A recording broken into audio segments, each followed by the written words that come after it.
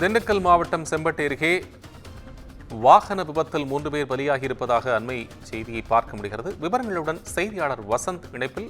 வசந்த், எப்படி இந்த ஆக்சிடென்ட் நடந்தது? விபத்து நேர்ந்ததுக்கான காரணம் ஏதாவது சொல்லப்பட்டிருக்கா? என்ன விவரம்?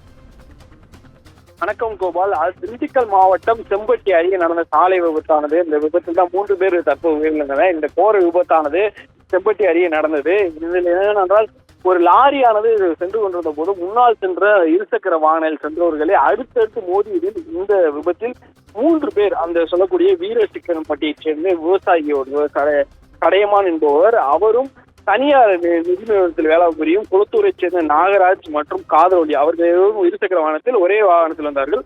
அந்த இருவரும் மற்றும் அந்த 3 பேருமே, அந்த ஒருவர் விவசாயி மற்றும் நிதி நிறுவனத்தில் வேலை பார்த்த 2 பேரும் சேர்த்து மொத்தம் 3 பேரும் சம்பவ இடத்திலே உயிரிழந்தனர். மேலும் அந்த அடுத்தடுத்து மோதியில் அந்த வழியில் சென்று கொண்டிருந்த மேலும் வாகனம் மீது மோதியில் மேலும் 26 காயமடைந்தனால இந்த இடத்திற்கு உடனடியாக விரைந்து வந்த செம்பட்டி போலீசார் உடலை கைப்பற்றி பிரேத பரிசோதனைக்காக தற்போது அனுப்பி வைக்கப்பட்டனர். மேலும் காயமடைந்தவர்களை எடுத்து அனுப்பிவிட்டனர்.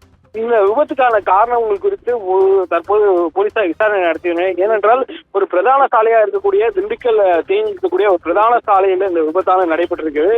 இதில் அடுத்தடுத்த வாகனங்கள் தொடர்ச்சியாக வந்து கொண்டிருக்க வேளையில் இந்த விபத்தானது நடைபெற்றிருக்கு. ஏனென்றால், இந்த விபத்தில் மேலும் அந்த வாகனம் வந்திருந்தால் இருக்கக்கூடிய பிரதான சாலை தொடர்ச்சியாக விபத்தால் நடைபெற்றிருக்கு. இந்த வழியின் எண்ணிக்கை இன்னும் கூடுதலாக இருந்திருக்கும்.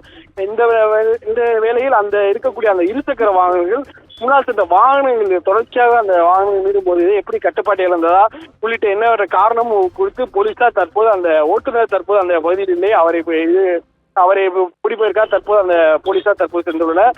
அதனால் அவரை அந்த இருக்கக்கூடிய வாகன ஓட்டுநரே சொல்லக்கூடிய லாரி ஓட்டுநரை பிடித்து விசாரித்தால் மட்டுமே முழுமையான தகவல் கிடைக்கப்படும். தற்போதான வழக்கான தற்போது பதியப்பட்டு அவர்கள் பிரேத பரிசோதனைக்காக உடல்கள் தற்போது அனுப்பப்பட்டுள்ள திண்டுக்கலுக்கு. மேலும் தற்போது செம்பட்டி போலீசார் அந்த இடத்துக்கு சென்று விசாரணையானது நடத்தி கொண்டிருக்கிறார். கோபால், நன்றி வசந்த், உங்கள் விவரங்களுக்கு நன்றி.